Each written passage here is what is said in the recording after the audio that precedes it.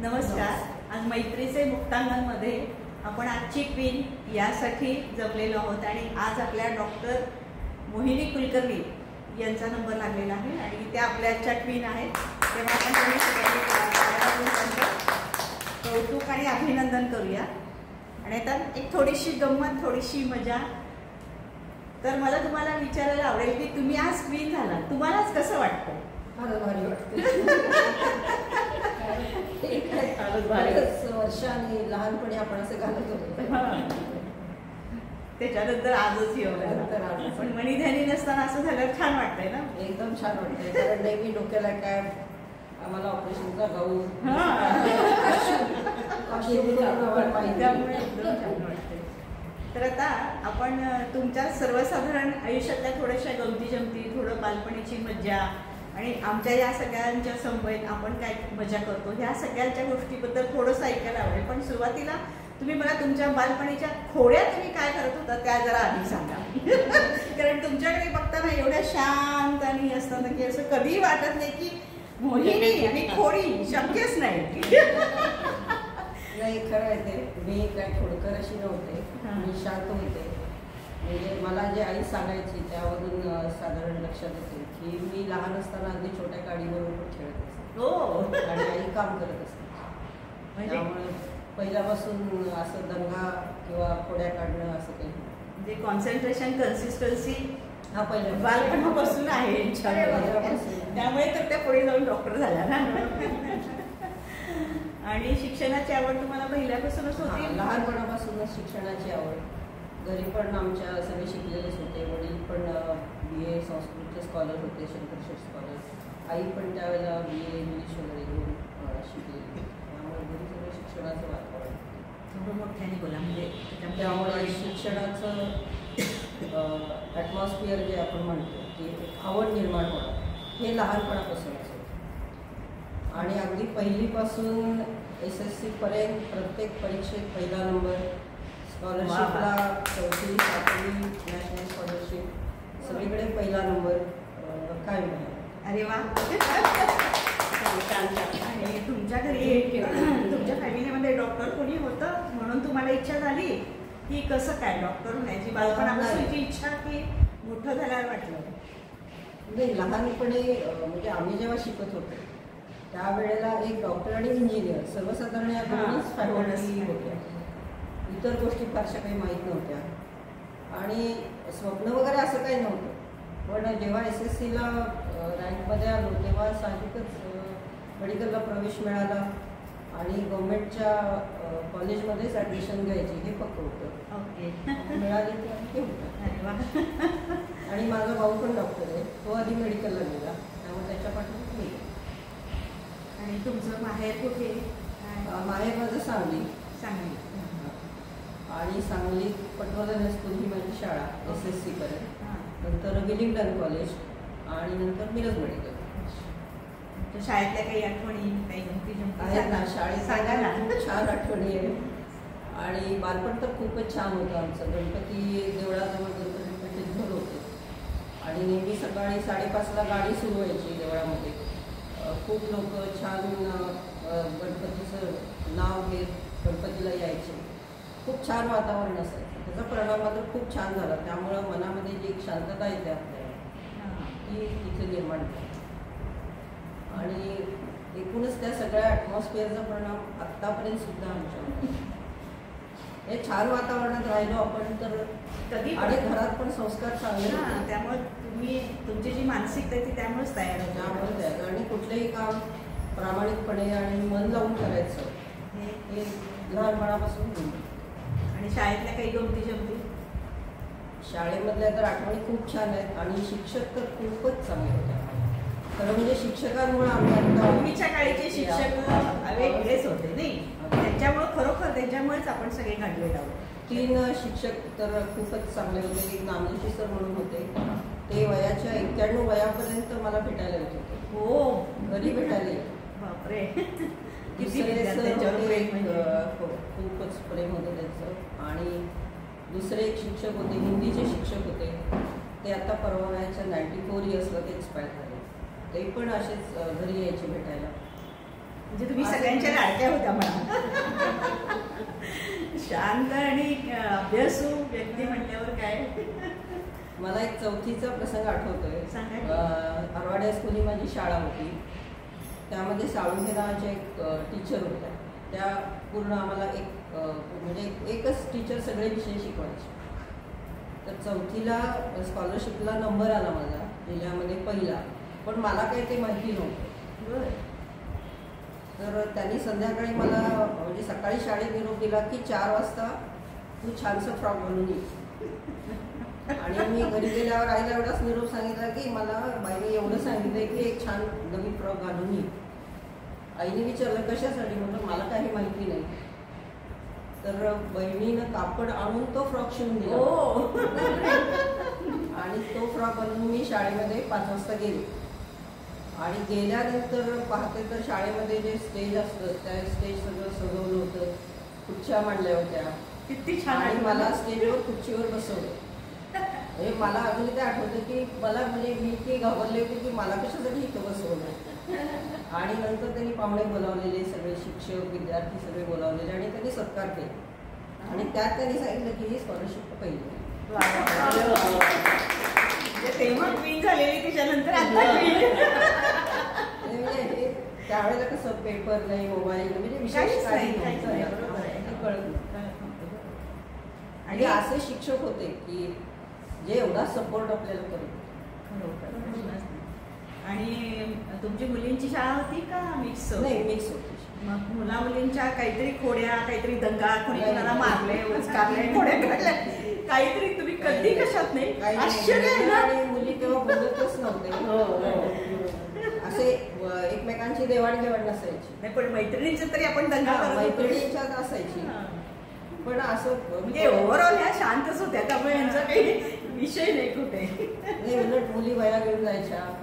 तेच ना, म्हणजे असं देवाणघेवाण सिन्सिअर असल्यामुळं तुमचा तोच कर की अभ्यास नाही, अभ्यास आणि घर एवढं. तेच ना. त्यामुळे काय फारसं बाकीचं हे नव्हतं. आणि मग तुमचं शिक्षण पूर्ण झाल्यावर लग्न झालं की आधीच झालं? नाही, मी ॲक्च्युली आम्हाला 3rd MBBSला PGला ॲडमिशन मिळाली. तर तेव्हा मला MDची ॲडमिशन मिळाली, MD गायनेकची. पण त्याला 3 वर्ष लागतात आणि लग्न ठरलं होतं त्यावेळेला. त्यामुळं ते MBBS होतं. मग आता आपल्या मिस्टरांपेक्षा आपलं शिक्षण जास्त होणार हा एक भाग. आणि दुसरं म्हणजे झालं तरी हॉस्पिटलमध्ये राहावं लागतं. त्यामुळं मग मी डिप्लोमा घेतला आणि मग लग्न झाल्यावर पुढचं शिक्षण. आणि मग तुम्ही तेव्हापासून कोल्हापूरमध्येच आहात? नाही, आम्ही 2 जण गव्हर्नमेंट सर्व्हिसमध्ये होतो. क्लास 1 अधिकारी म्हणून काम केलं. बदल्या झाल्या. त्यामुळं 4-5 सिव्हिल हॉस्पिटल्समध्ये, प्रायमरी हेल्थ सेंटरमध्ये, ग्रामीण रुग्णालयामध्ये सुप्रिटेंडेंट म्हणून काम केलं.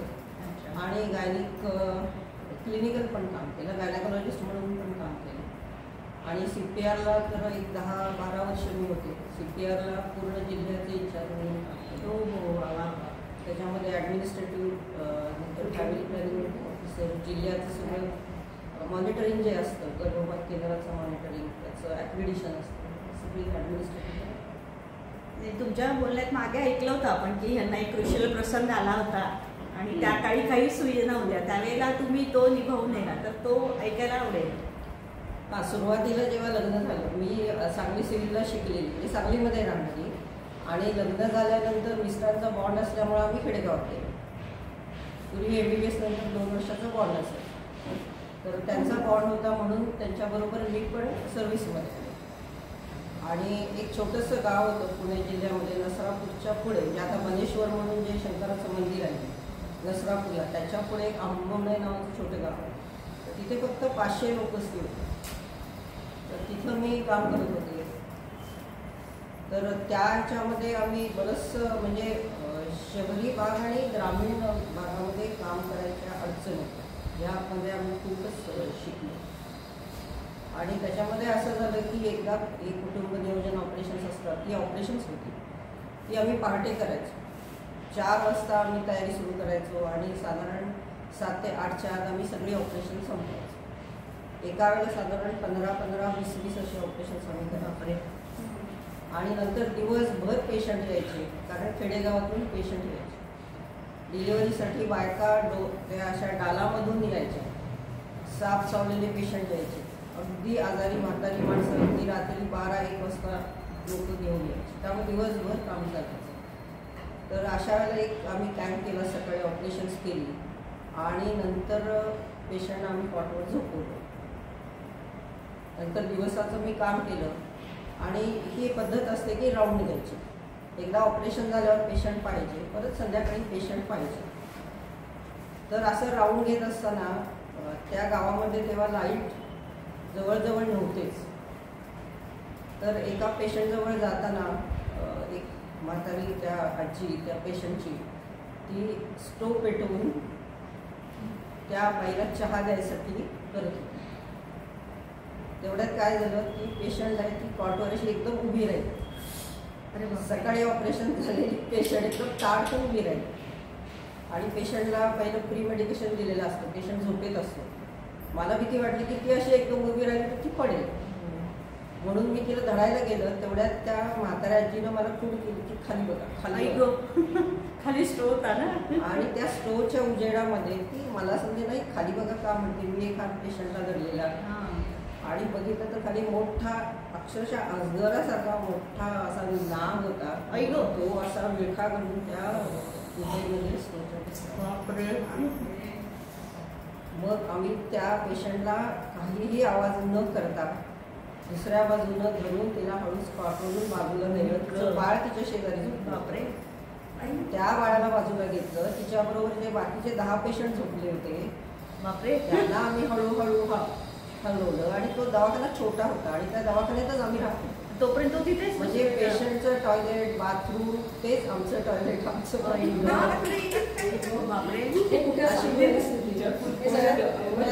पुण्यामध्ये काय गावाचं आंबवणे गाव अजून नसरापूर रस्ते झाले तेव्हा रस्ते पण नव्हते, कच्चे रस्ते होते. आम्ही ट्रक मधून टेम्पो मधून कसंही व्हिजिटला जायचो. आणि दवाखान्याची जीप होती पण ती काही ठिकाणपर्यंत जायची. नाही मग ते पुढे काय झालं, तो तिथेच बसून राहिला. तुम्ही एवढं सगळं आम्ही बापरे ऐकूनच अंगावर काटा यायला लागला. त्याला असे केस होते बाजूला दोन. काय वेगळंच होतं म्हणजे ते. आपल्याला केस नसतात. अजगर स्टडी केलं. नाही काय आहे, दवाखाना जो होता ना त्या दवाखान्या शेजारी मोठा ओढा होता आणि तिथं पूर्ण झाडी होती. ते ना राखणदार असतात, ज्यांना केस असतात ना ते राखणदार असतात. म्हणजे आम्हाला पण हा अनुभव नवीन आपण शहरात बघतच. काय केलं पुढे मग तुम्ही? मग आम्ही त्या नातेवाईकांना हळूच बाहेर बोलावलं. त्यातले जे जेंट्स होते त्यांना बाहेर बोलावलं आणि मग त्यांना सांगून ते साप पकडणारी जी माणसं असतात त्यांना बोललो. त्यातल्या माणसाला आता त्यात थोडा वेळ गेला तोपर्यंत तिथंच बसला होता. ते बरं ना. आणि तो माणूस येऊपर्यंत ह्यामध्ये 1 तास 2 तास कधी निघून गेले आम्हाला कळलंच नाही. आम्हाला काळजी त्या लहान बाळाची. आणि त्या बाईचं बाळ तिथेच होतं ना. नाही बाळ बसवलं दुसऱ्या खोलीत. पण आता ऑपरेटिव्ह पेशंट असे बसवायचे सुद्धा धोक्यात. आणि मग त्या माणसाने तो बघायला गेला तोपर्यंत तो जो नाग होता, ऍक्च्युली तो नाग होता, तर तो बेड स्टॉकची खोली होती दवाखान्यात अडगळ ठेवली, त्यात तो जाऊन बसला. बापरे. आणि मग ते सगळं बाहेर काढलं हळूहळू आणि मग त्या माणसानं तो धरून असा बाहेर आणला दवाखान्याच्या आवाराच्या बाहेर आणि अशी काठीनं तो असा धरला. खूप मोठी काठी धरली होती तिला. तर तो पूर्ण असा खालपर्यंत लांबपर्यंत जवळ 5 फूट तरी काय डेअरिंग. खरंच कधी विसरणार नाही. नंतर आम्ही खेडेगावात गारगोटी वगैरे ठिकाणी कामं केली, नेसरी गारगोटी वगैरे, तर तिथेही लोक साप पकडून आणायचे, पिशव्यात घालून आणायचे. हा साप चावला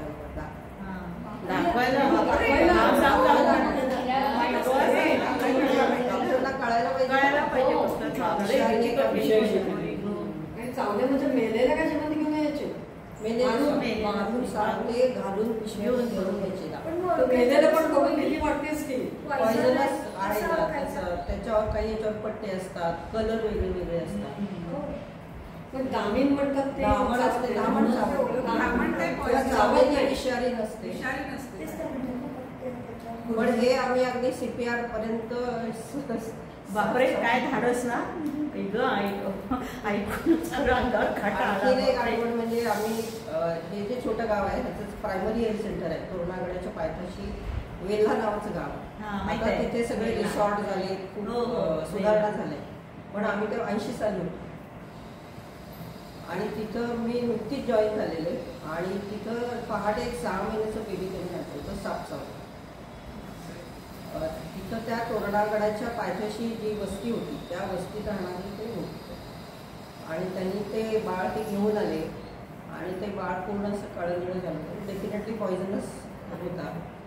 तर त्यावेळेला तिथे एवढ्या सुविधा नव्हत्या तेव्हा आम्ही AC वगैरे करतो म्हणजे ॲन्टीस्लेप सिरम नसतं ASP असतं पण ते तिथं करणं ट्रीटमेंट शक्य नव्हतं म्हणून आम्ही त्यांना सांगितलं की तुम्ही पुण्याला घेऊन जा. पण तेव्हा पुण्याला जायला सुद्धा जवळजवळ 3 तास लागायचे कात्रज घाटातून जायचं देव बोगदा वगैरे काही जमत. तर तोपर्यंत ते म्हणाले की आम्हाला हे काही शक्य नाही. तेव्हा वाहनं पण जास्त नव्हती बस सकाळी एकदा यायची संध्याकाळी एकदा यायची त्यामुळे खाजगी वाहन कोणाचं असेल तरच लोक घेऊन जायचे नाहीतर मग दवाखान्याच्या गाडीनं सोडायचं. त्यांनी सांगितलं की तुम्हाला जे काय होतंय ते तुम्ही करा आमचा विश्वास आहे त्यात काय व्हायचं ते होईल. तर त्या बाळाला आम्ही ट्रीटमेंट दिली आणि ते बाळ नंतर चांगलं कॉन्शियस झालं बरं झालं. आणि ते 6 महिन्याचं बेबी म्हणजे पेडियाट्रिक सलाईन लावणं सुद्धा खूप नाजूक असणं. तर तेव्हापासून आम्हाला इतके अनुभव आले खेडेगावातल्या लोकांचे. 7 महिन्यात काय ट्रीटमेंट देतात आणि तेव्हापासून आतापर्यंत म्हणजे तुम्ही तिकडे खेडेगावात तुम्हाला एवढे सगळे अनुभव तुमच्या गाठीशी झाले आणि त्याच्यानंतर मग तुम्ही शहरात आला. शहरातलं तुम्ही इकडे ऑलरेडी आहातच सिटीमध्ये. पण माझा आता तुम्हाला प्रश्न असा आहे की आत्ताच्या सुविधा इतकं ॲडव्हान्स झालेलं आहे सगळं आणि त्या काळचं हे सगळं बघता आत्ताच्या सगळ्या डॉक्टरांना खूप सोपं झालं आहे असं आहे की त्याच्यामध्ये सुद्धा त्या लोकांना सुद्धा जरी ॲडव्हान्स झालं असलं सगळं टेक्निक नवीन आलं असलं तरी प्रॉब्लेम आहे. नेमकं तुम्हाला काय मेडिकल फील्ड हे असं आहे की तुम्ही जितका अनुभव घ्याल तितकं तुम्हाला करून होतो. आम्ही तर म्हणतो प्रत्येक पेशंट हा आम्हाला लेसन प्रत्येक इंडिव्हिज्युअल वेगळा वेगळा असतो आणि जेवढं तुम्ही डिटेल पेशंट बघायची सवय लावून घ्या. त्याच्यामध्ये पण एक पद्धत असते की हिस्ट्री टेकिंग व्यवस्थित पाहिजे एक्झामिनेशन व्यवस्थित पाहिजे. त्याच्यात पूर्वी सगळं क्लिनिकल बेस्ड होतं म्हणजे पूर्वी तपासण्या कमी आणि पेशंट तपासून तुमचं डायग्नोसिस म्हणजे पूर्वीचे डॉक्टर अजूनही नुसतं पेशंट बघितला की नजरेनं सांगतात की काय होतं. आता तसं नाहीये. संवाद साधण्यामध्ये सुद्धा बरीचशी कला असते वेळ द्यावा लागतो पेशन्स लागतो. नेमकं पेशंटला काय होतं हे समजून म्हणजे मनातून आधी त्याचा तो रोग काढून थोडंसं काय झालं की आता सिस्टीम थोडीशी बदलली आहे. तेच ना साहजिक आहे कारण तेवढे आजार वाढले आजाराचं स्वरूप थोडं बदललंय लाईफस्टाईल बदलली आहे. त्यामुळे असं आपण काय म्हणू शकत नाही की पूर्वी असं होतं आणि आता असं आहे. दोन्ही पण पद्धती चांगल्या आहेत. आपण ज्या पद्धतीनं प्रॅक्टिस करत राहतो ती पद्धत आपल्याला चांगलं. आता तुम्ही हा डॉक्टरचा पेशा असे आलेले अनुभव म्हणजे अजून कितीतरी असतील यांचे हे आणि संसार ही दोन्ही सर्कस तुम्ही कशी काय सांभाळलीत. कारण आपल्याला कुठल्याही स्त्रीला घर सुटलेलं नाही संसार सुटलेला नाही. सर्कस तर भरपूर भरपूर ते तर म्हणजे साहजिक मानसिक ओढाताण पण होते. त्या गायनिक फील्ड म्हणजे हे ऑब्स्टेट्रिक फील्ड मध्ये तुम्हाला कधी उठा आणि कधी जावा. त्यामुळे एक डिलिव्हरी आली तरी तेवढाच वेळ 10 डिलिव्हरी केल्या तरी तेवढंच ताण असतो.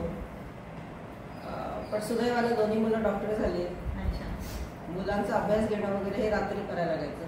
खेडेगावामध्ये असल्यामुळे पहिले ट्युशन्स वगैरे काही नव्हत्या त्यामुळे स्वतःचाच अभ्यास घ्यायचा. हा भरपूर कष्ट तर होतं. हो आणि पूर्वीच्या काही कसं आपली एकत्र कुटुंब पद्धती म्हणजे आपल्या घरातली माणसं त्यांना बघायचं करायचं मुलांना बघायचं स्वतःचं करिअर म्हणजे हे सगळं तुम्ही सांभाळत असाल. यामध्ये मिस्टरांचा खूप सपोर्ट होता. बरेचसे रात्री इमर्जन्सी आले तर आम्ही दोघं मिळून टॅकल करायचो आणि सासू सासरे माझ्याजवळच होते त्यांचं पण करायला लागायचं. हो तेच ना कारण पूर्वीच्या होतच आहे म्हणून. आणि पूर्वी काय आपल्या कामाला बायका नव्हत्या सगळं स्वतः करायला लागायचं. त्यामुळे ती सवय अंगवळणी पडली की आपल्याला हे करायचं तेही करायचं. ऍक्सेप्टन्स हा महत्वाचा होता. आहे ती परिस्थिती ऍक्सेप्ट करायची कारण विचार करायला वेळच नाही. त्यामुळे असं म्हणजे अडचण म्हणून कधी आम्ही थांबलो नाही. अनुभव खूप केले, स्वतः करायची खूप हे होती. म्हणजे आमच्या मेडिकल फील्डमध्ये सुद्धा आम्ही नवीन नवीन करत शिकत गेलो. म्हणजे आता जे इन्फर्टिलिटीचे पेशंट आहेत, ॲबॉर्शनचे पेशंट आहेत, डिलिव्हरीमध्ये बरेचसे बॅड ऑब्स्टेटिक हिस्ट्री वगैरे म्हणजे असतात, हे बरेचसे असतात, त्याचाही अभ्यास खूप करावा लागतो. ते पण आम्ही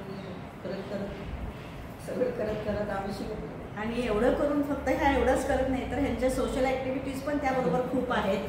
स्वयंसिद्धामध्ये तर बरीच वर्ष त्या कार्यरत आहेत, तर त्याबद्दल मला थोडंसं ऐकायला नक्की आवडेल. स्वयंसिद्धामध्ये साधारण मी 10 ते 11 साली जॉईन होते. मला हे रिटायरमेंट 11 साली होणार हे माहीत होते. त्यामुळे म्हटलं आता इतका अनुभव आपण घेतला आहे तर ह्याचा उपयोग आपल्याला समाजासाठी काहीतरी होईल. आणि गव्हर्मेंट सर्व्हिसमध्ये कसं आहे, झोपडीतल्या माणसापासून मंत्र्यापर्यंत सगळ्या प्रकारच्या लोकांशी आपलं संबंध येतो. त्याच्यानंतर फ्रॉम बर्थ टू डेथ इतका मोठा स्पेक्ट्रम अभ्यासाला मिळतो. पोस्टमॉर्टम वगैरे सुद्धा आम्ही जागेला जाऊन केली. दवाखान्यात तर हॉस्पिटलला आम्हाला पोस्टमॉर्टम ड्युटी असायच्याच. आणि प्रत्येक वेगवेगळ्या ठिकाणी वेगवेगळ्या प्रकारे लोकांचे आजार, त्यांच्या सवयी, त्यांचं खाणं, या सगळ्याचा इतका अभ्यास झाला होता. त्यामुळे या सगळ्या अनुभवाचा उपयोग कुठेतरी आपला व्हावा ही इच्छा. त्यामुळे मग कांचनताईंना भेटले आणि मग कांचनताईंनी माझं सगळं ऐकल्यावर त्या म्हटल्या तुम्ही पहिले या, आणि मग ते हळूहळू स्वयंसिद्धाला मी जॉईन झाले आणि त्याचं बाकीचं काम असतं.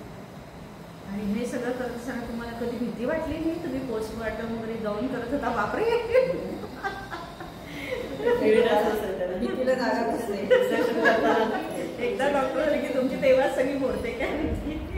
सगळं पहिलं सुरूच होतं ना, डिसेक्शन असतं, केसापासून लाखापर्यंत डिसेक्शन असतं. भीती त्यात राहत नाही. मोहिनी आता अवॉर्ड मिळालं ते सांगा. हां नाही, आता स्वयंसिद्धाचं त्यांनी पुरस्कार दिला आणि जे आतापर्यंत संस्थेमध्ये काम केलं त्या कामाचं एक काय म्हणू Appreciation म्हणून त्यांनी तो पुरस्कार दिला. आणि ह्या कांचनताईंच्या ॲक्च्युली कांचनताई असताना त्या होत्या तर बरं झालं असतं. त्याची पण खूप आठवण आहे.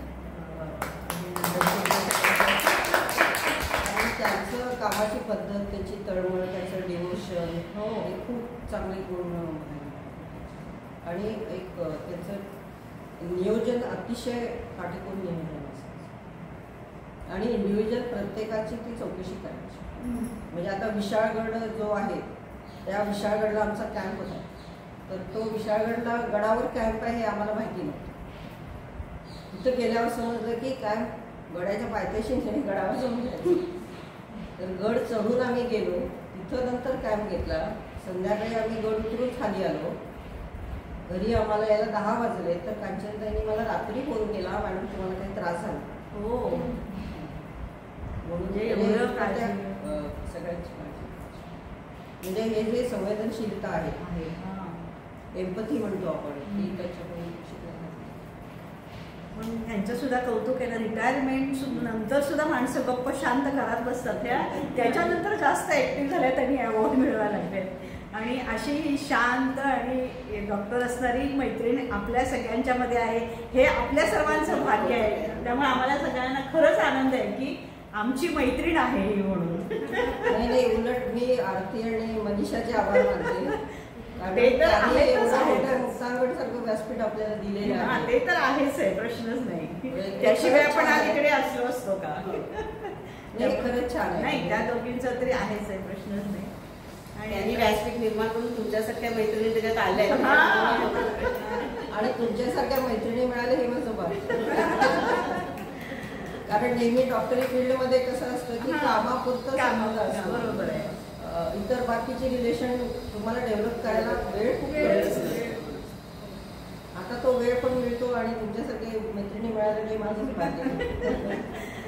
आणि आता ह्या आपल्या सगळ्या मैत्रिणींना किंवा आपले जे सगळे व्ह्युअर्स आहेत त्यांना तुम्हाला काही सांगायला आवडेल का की तुमचं अजून पुढचं काही नियोजन आहे, किंवा त्या सगळ्यांना काहीतरी थोडंसं मशवरा, सल्ला, असं तुम्हाला काही द्यायची इच्छा असेल तर नक्की सांगा. काहीतरी ट्रिक्स, काही पण की आयुष्यामध्ये पुढे माणसाने काय करावं. सल्ला देण्याकडे काय मोठं हे नाहीये, काम मी करत नाहीये.